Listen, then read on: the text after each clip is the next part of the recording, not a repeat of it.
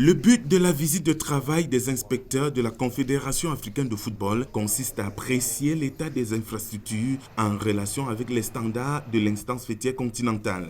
Une visite qui a duré 72 heures.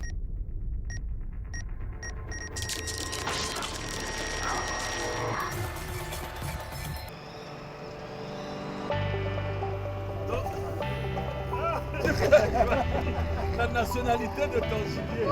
Armé d'un calepin et d'un crayon à billes, le technicien de la mission d'inspection de la CAF prend des notes dès son entrée au stade d'Olembe. Premier arrêt, l'aire de jeu. La pelouse est en pleine opération de traitement par les agents d'entretien. Elle ne peut accueillir de match avant 1 mois et demi. Nous avons mis en route une cure d'entretien sur la pelouse d'Olembe de 45 jours qui a commencé pour la rebooster. Et donc elle est en cours, il n'y a pas de raison que l'on ne joue pas sur cette pelouse dès lors que le stade est homologué et que tous les certificats nous sont délivrés. Ils sont venus s'assurer que nos infrastructures répondent aux normes en la matière. Donc ils ont une fiche technique qui permet de passer en revue toutes les composantes du stade et s'assurer que tout a été pris en compte et que tout est à jour. Comme vous avez pu le constater, nous avons de merveilleuses infrastructures qui ne pourraient laisser indifférent aucun visiteur. Donc nous avons eu l'impression qu'ils n'ont pas échappé à l'habitude, à la tradition. Autre centre d'intérêt, les vestiaires. Le stade dispose de 4 au total pour les joueurs ultra modernes, autant pour les entraîneurs. Des salles d'échauffement. 4 équipes peuvent s'y introduire au même moment. Les émissaires de la CAF visitent aussi la salle de conférence de 150 places assises, ainsi que la zone de travail des médias qui affiche fière allure. La tribune de presse n'est pas en reste, avec les 72 sorties des 4 vomitoires de l'infrastructure.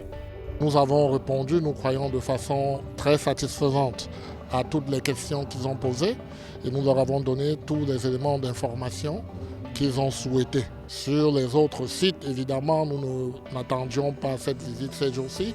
Donc ils vont trouver nos équipes en train de faire nos travaux normaux d'entretien des aires de jeu, là où c'est nécessaire.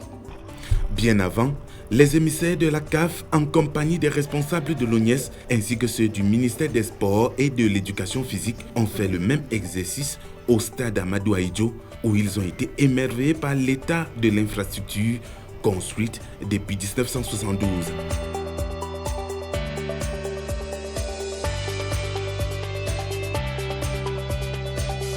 Après Yaoundé, la visite d'inspection de la CAF met le cap à Japoma. Les émissaires de l'instance font un état des lieux sous la conduite du coordonnateur général du complexe. Le but ici est d'évaluer les systèmes fonctionnels, en l'occurrence les composantes mécaniques et électriques. L'examen va aussi concerner l'air conditionné, le système des ascenseurs et même de sonorisation. Le programme de maintenance et d'entretien présenté par Guy-Joseph Eyoun relève que la forte précipitation enregistrée dans la ville a quelque peu affecté la pelouse et des actions concrètes ont été mises en œuvre pour y remédier. Le traitement chimique, l'opération de plugging, l'application des fongicides de couleur et l'aération manuelle vont favoriser le système de drainage. L'opération complémentaire en cours d'exécution vise notamment l'amélioration totale de la texture, le système de drainage ainsi que la lutte contre les insectes, agents destructeurs. Le technicien de la CAF repart impressionné par la qualité et le standing du joyau architectural.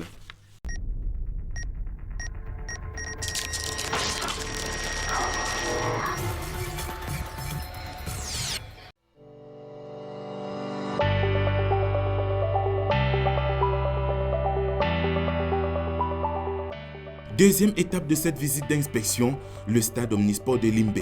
Hilarion Carly Koulou Ondo est accompagné du délégué régional des sports et de l'éducation physique ainsi que du coordonnateur du stade. Il se rassure du bon état des différents vestiaires et toilettes, la salle des médias et d'autres pièces attenantes. Le Gabonais se fera une idée des systèmes de communication avant de se rendre au niveau des tribunes pour apprécier le confort qu'offrent les places assises et la puissance de l'éclairage du stade. Pour ce qui est de la pelouse, elle nécessite un traitement adéquat pour retrouver tout son éclat. À chaque étape, l'émissaire de la CAF ne manque pas d'interroger le coordonnateur du stade sur certains aspects techniques, non sans les consigner dans son calepin pour un rapport détaillé à transmettre à la hiérarchie.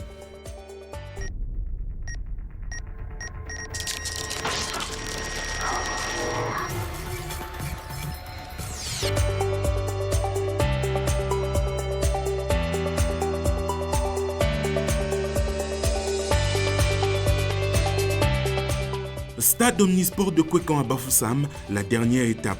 L'infrastructure a accueilli la CAN 2021 et depuis lors, aucun match international. Ici, le technicien de la CAF s'est particulièrement intéressé sur la pelouse verdoyante et bien tondue. Lorsqu'on construit un stade de football, la première chose, c'est la pelouse. S'il n'y a pas de pelouse, tout ce qui est autour là, ça ne sert à rien.